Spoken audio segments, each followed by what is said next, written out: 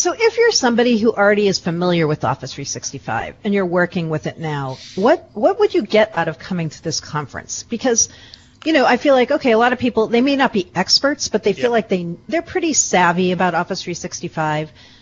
So what would they gain now if they haven't gone to a conference recently, or say, haven't kept up with the news about Office 365? Yeah, great question. I think the answer to that is probably found in the fact that we're 6 years along the Office 365 journey. It seems like it's gone by in just boom.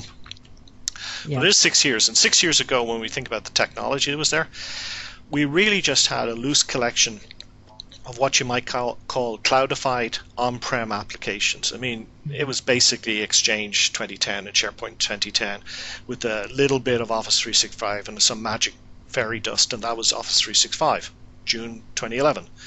Now I think we really have moved so much further. The first thing is that Microsoft is focusing much more on new applications. It's focusing on taking the existing applications and using them as a form of software toolkit that can be used to build the new applications. And we're seeing stuff that just didn't exist a number of years ago. I mean, even in the last year, we've seen things like Teams. We've seen, which is a tremendously exciting application for many people. We've seen Staff Hub, which is a good example of how you can leverage off the platform. But more importantly, we've seen a great deal of maturity coming in applications like Office 365 groups, which now are increasingly serving as a form of management, membership management and identity management service for other apps. And when you see that kind of thing happening, you got to say, wow, this service, this infrastructure is really maturing in a lot of different ways. And if I don't stay on top of what's happening, I'm going to lose the opportunity to understand how I can take advantage of what Microsoft is doing. And the other thing is, too, I think we have to look at the investment that Microsoft is putting in here. I mean, there's a huge investment. When you think about the data centers, they just opened up data centers now in South Korea.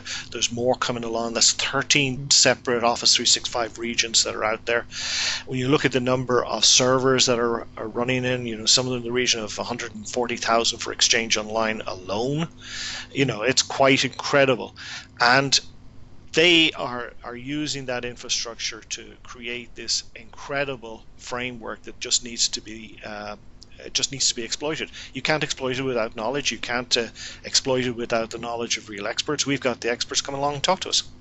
Yeah, I feel like my whole job is writing news about Microsoft as my day job, and I never can keep up with Office 365. Thanks. Yeah. But Office 365, it just feels like every single day you could write something about a new feature.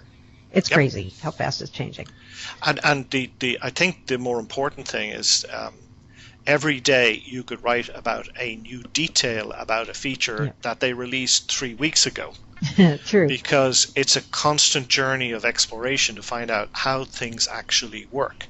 Microsoft, I think the Microsoft documentation team for Office 365 must be the hardest job on the planet right now. Yeah. Because just keeping TechNet, or whatever they call it today, up to date with what's happening, it's incredibly difficult.